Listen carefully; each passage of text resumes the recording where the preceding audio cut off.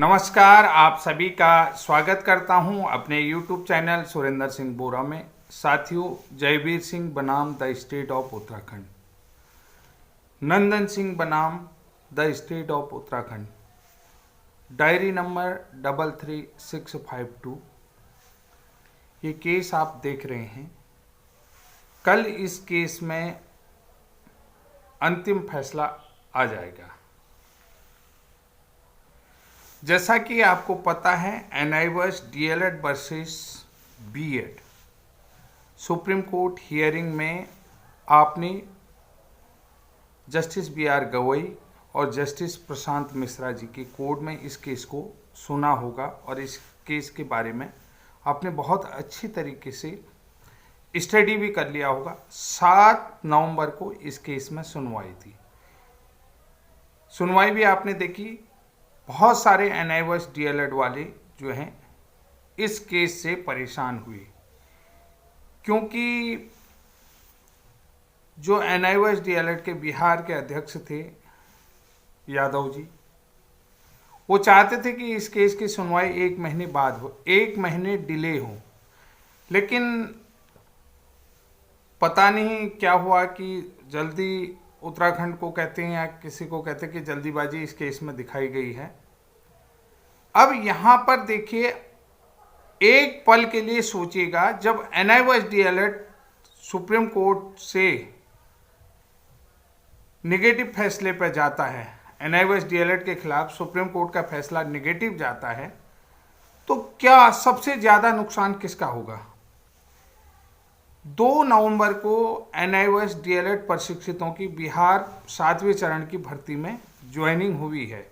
14 नवंबर को उनको जो है ज्वाइनिंग लेटर बटे हुए, उससे पहले उन्हें औपबंधिक ज्वाइनिंग दी गई है।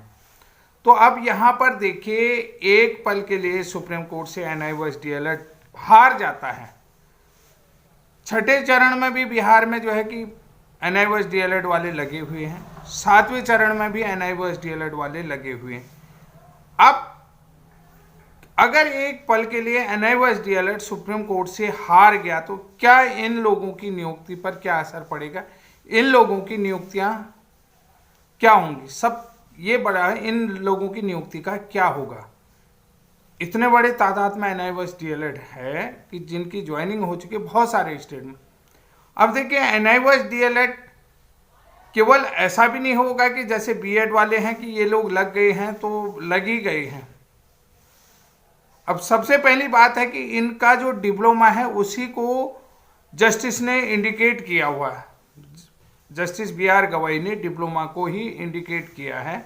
उन्होंने कहा है कि रेगुलर डीएलएड जो है कि बेटर देन ओडीएल डीएलएड, कि रेगुलर डीएलएड जो है कि दूरस्थ डीएलएड से बेहतर होता है। ये आप सभी लोग जानते हैं कि नहीं? उन्होंने कहा बिल्कुल जानते हैं।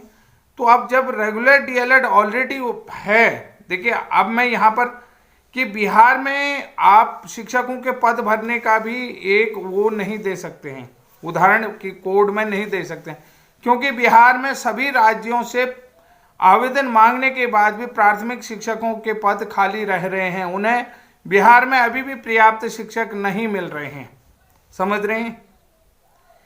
बिहार में पर्याप्त शिक्षक नहीं मिल रहे हैं, ये भी एक कारण है। अगर आप इस कॉज को लगाते हैं, इस कॉज को भी कोर्ट डिनाई कर देगा, क्योंकि बीएड के एडवोकेटों ने उसकी भी तैयारी कर ली है। उसके अलावा बिहार में बीएड ब्रिज कोर्स की भी संख्या लगभग 7,000 के आसपास, 8,000 के आसपास है। 8,000 शिक्षकों का उनका कोई अता पता ही नहीं है। प्रशिक्षित शिक्षक हैं, ऑलरेडी प्रशिक्षित शिक्षक हैं। तो यहां पर भी देखिए, इन शिक्षकों का क्या होगा, ये भी एक बड़ा प्रश्न चिन्ह है कि अगर वो कह दें कि बाय द वे कि पर्याप्त प्रशिक्षित नहीं मिल रहे हैं, तो अप्रशिक्षितों के रखने के बजाय जो है एनआईवर्स डीएलएड तो पूरा डिप्लोमा किया है और रेगुलर जो है कि विद्यालय में पढ़ा रहा है, 1 से 5 तक पढ़ा रहा है, ये भी एक पक्ष होता है। लेकिन कोर्ट जो है कि इस पक्ष को भी नहीं मान सकती। उन्होंने कह दिया कि बिहार में तो ऑलरेडी सभी राज्यों से और सभी राज्यों में डीएलएड है, सभी राज्यों से आवेदन मांगने के बाद भी पद खाली रह गए हैं। ये भी एक स्थिति है।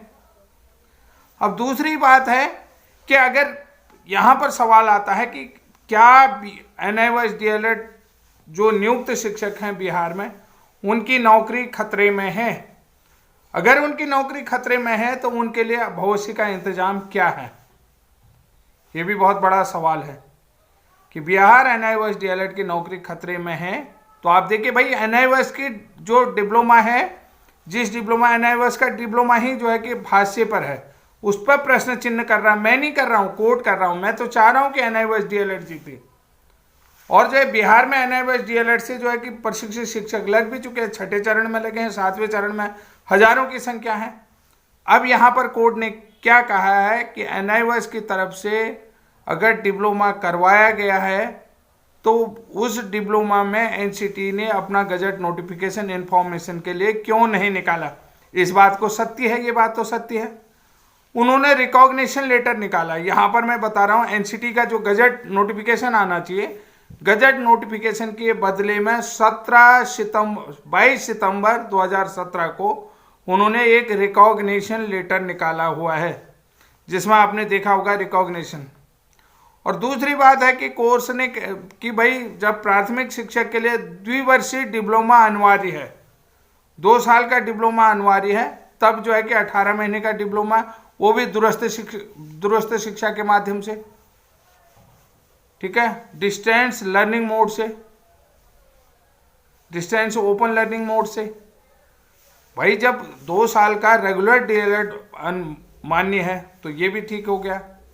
अब यहाँ पर तर्क आता है कि मैंने बहुत सारी बात NIOS DLED के पक्ष की भी बात करी है। मैंने कहा कि जो एंट्रेंस टीचर रखे गए हैं, मतलब इंदिरा गांधी ओपन यूनिवर्सिटी से उनको भी DLED कराया गया डाइट में, जैसे शिक्षा मित्र हैं उनको भी कराया गया है। तो उसके लिए सरकार ने पूरी तरीके से लीगल कार्रवाई करी थी कि उन्होंने कहा हमारे पास, हमने जो है टीचरों की कमी थी, अप्रशिक्षित शिक्षक नियुक्त किए जिन्हें RT एक्ट के तहत प्रशिक्षण देना जरूरी है। ये यहाँ भी था। अब यहाँ पर सरकार के पास ये रिकमेंडेशन, भाई सबसे बड़ी बात है कि DLED तो करा दिया है, तो NCT ने नोटिफिकेशन देना चाहिए ना, NCT ने अपने गजट नोटिफिकेशन में ये शामिल करना चाहिए, ब्रिज कोर्स को भी शामिल करना चाहिए। भाई उन्होंने रिकॉग्निशन लेटर क्यों दिया?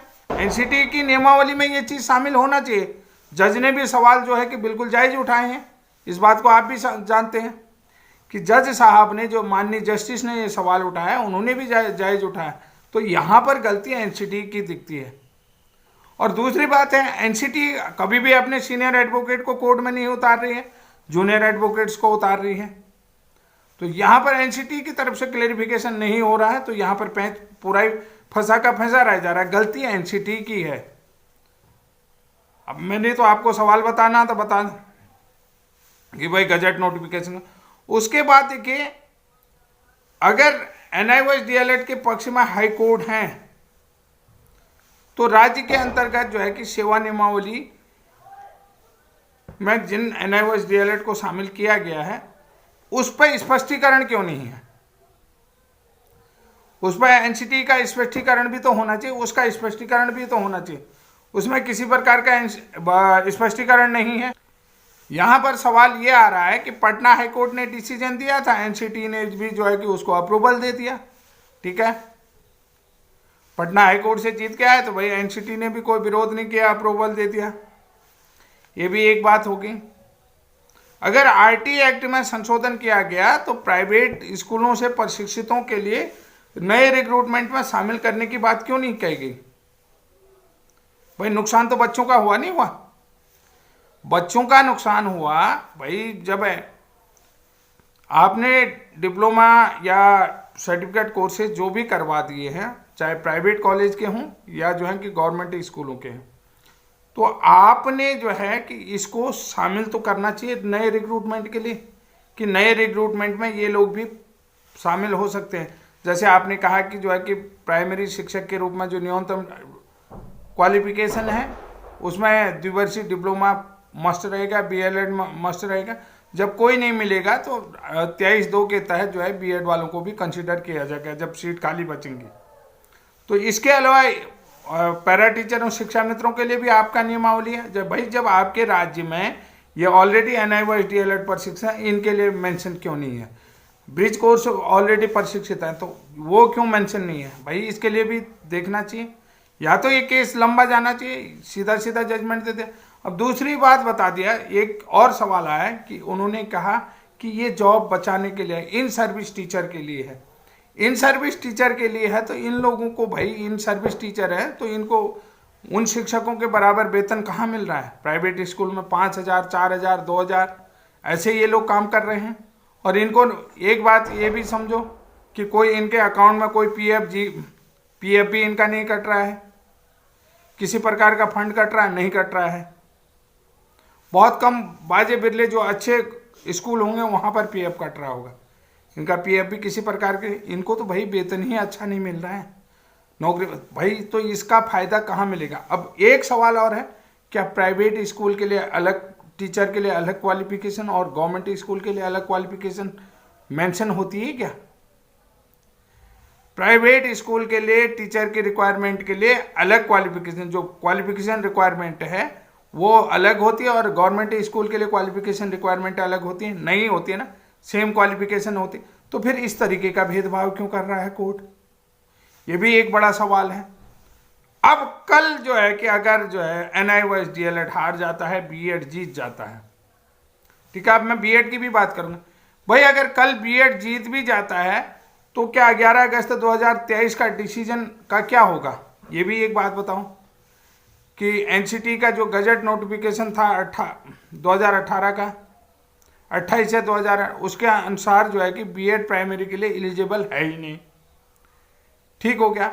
अगर कल NIOS DLED हार जाती है, बीएड जीत जाता है, तो क्या होगा? जो राज्य आईटी एक्ट के तहत धारा 23(2) का फायदा ले चुके हैं और मिनिमम जो क्वालिफिकेशन की रिलैक्सेशन राज्यों को मिल चुकी है 31 मार्च 2019 तक, जिनने क्वालिफिकेशन कंप्लीट कर लिए हैं, तो क्या उसके बाद नए रिक्रूटमेंट में बीएड शामिल होगा? क्या राज्य नए संशोधन करेगा? भाई वहां तो एनसीटी ने एक्सेप्ट कर लिया। अगर बीएड को शामिल ही करना था तो फिर 4 सितंबर के एनसीटी ने अपने लेटर में जो राज्यों के एजुकेशन सचिवों को और राज्य के शिक्षा निदेशालयों को भेजे गए, SCERT को जो पत्र भेजा गया, तो उसमें क्लियर क्यों नहीं किया गया कि हमारे यहाँ जो है कि NIOS DLED प्रशिक्षित हैं, बीएड ब्रिज कोर्स प्रशिक्षित हैं, 6 महीने का ब्रिज कोर्स प्रशिक्षित है, ये लोग जो है कि DLED के समकक्ष हैं। ये भी इन्होंने उस 4 तारीख के लेटर में 4 सितंबर को सुप्रीम कोर्ट के जजमेंट के बाद राज्यों को जो लेटर, एनसीटी का लेटर भेजा, उस लेटर में लिखना चाहिए नहीं लिखना चाहिए? भाई उस पत्र में देना चाहिए कि हमारे यहाँ जो है कि दूरस्थ प्रशिक्षण के माध्यम से भी प्रशिक्षित कैंडिडेट हैं, दूरस्थ ODL डिस्टेंस लर्निंग मोड से भी हमारे यहाँ प्रशिक्षित हैं, दूरस्थ शिक्षा अधिनियम के तहत भी हमारे यहाँ DLED प्रशिक्षित हैं, ब्रिज कोर्स प्रशिक्षित हैं, जो DLED के समकक्ष हैं। तो वो 4 तारीख के लेटर में मेंशन कर। एनसीटी आखिर खामोश क्यों है? एनसीटी की खामोशी से अगर जो है कि DLED हार जाता है कल सुप्रीम कोर्ट में, तो बिहार में जो DLED ज्वाइनिंग टीचर है उनका क्या होगा? अन्य राज्यों में DLED ज्वाइनिंग टीचर है उनका क्या होगा? इसका जवाब क्या एनसीटी देगी? इसका नुकसान की भरपाई क्या एनसीटी कर पाएगी? NIOS DLED वालों का कहना भी सही है कि भाई अगर ये कोर्स फर्जी है, ये कोर्स अवैध है, तो ये फर्जी कोर्स हमको करवाया क्यों? भाई जब ये इन सर्विस टीचर के लिए था, नौकरी बचाने के लिए, तो जब बहुत सारे स्कूल जो बंद हो गए हैं, बहुत सारे जो टीचर खाली हो गए, दूसरे स्कूल में तो उसे नौकरी ही नहीं मिलेगी। क्या जब वो नए रिक्रूटमेंट में शामिल नहीं होगा तो दूसरा स्कूल क्यों शामिल करेगा भाई उसे? जो स्कूल कम छात्र संख्या के कारण से बंद हो गए तो वो दूसरे स्कूल में जा ही नहीं सकते, तो उनका क्या होगा? ये भी एक सवाल है, ये भी एक प्रश्न है। अब इसमें क्या है एनसीटी की खामोशी? क्या इतने शिक्षकों की जिंदगी बर्बाद करेगी? एनसीटी आखिर खामोश क्यों है? भाई 4 तारीख के लेटर में मेंशन कर देती, 4 सितंबर को जो लेटर दिया, अगर हर सवाल का जवाब है तो एनसीटी के पास है, वरना किसी के पास नहीं। उसके अलावा शिक्षा विभाग भी है। देखिए भाई, शिक्षा विभाग जानता है कौन सही है कौन नहीं है, लेकिन शिक्षा विभाग खामोश है। एनसीटी के पास से जवाब मांगो तो एक ही रटा रटाया जवाब देता है। मैंने यही चीज कहा, 11 अगस्त 2023 के सुप्रीम कोर्ट के जजमेंट के बाद बीएड बाहर हो चुका है, और जो एनसीटी के अलग अलग प्रशिक्षण हैं उन जवाबों में राज्य के अंदर जो भी था, तो राज्य को जो लेटर भेजा उस लेटर में ये चीज़ लिखनी चाहिए। अब यहाँ पर बताऊँ एक चीज़ और, देखिए जो एनसीटी का प्रशिक्षण पाठ्यक्रम, जिसमें पाठ्यक्रम और समय अवधि होती है, एनसीटी की धारा 14(1) के तहत होती है, शायद एनसीटी अधिनियम 1993 की धारा 14(1) के तहत, उसके अंदर जो प्रशिक्षण मेंशन है, जिन प्रशिक्षणों को मान्यता दे रही है, तो उन प्रशिक्षणों को एनसीटी एक्सेप्ट क्यों नहीं कर रही है? एनसीटी ने वो प्रशिक्षण स्किलों को स्वीकार क्यों नहीं कर रही? उस प्रशिक्षण योग्यता को एनसीटी स्वीकार क्यों नहीं कर रही है? भैया देखिए, कुल मिला के अब जो भी गलतियां हैं वो एनसीटी की हैं। और एनसीटी हिमाचल कोर्ट की तरह अपने फैसलों को रिवाइज करेगी, अपने नियमों को बदलेगी और नए नोटिफिकेशन डालेगी, नए गजट नोटिफिकेशन को डालेगी? क्योंकि एनसीटी कहती कोर्ट के माध्यम से आओगे तो तब कुछ हो सकता है, नहीं तो हम कुछ नहीं कर सकते। ये बात भी हमने बहुत बार पूछ ली है। तो कुल मिलाकर के कल जो 28 तारीख है, 28 नवंबर को Nandan Singh Bora versus the state of Uttarakhand case की सुनवाई है।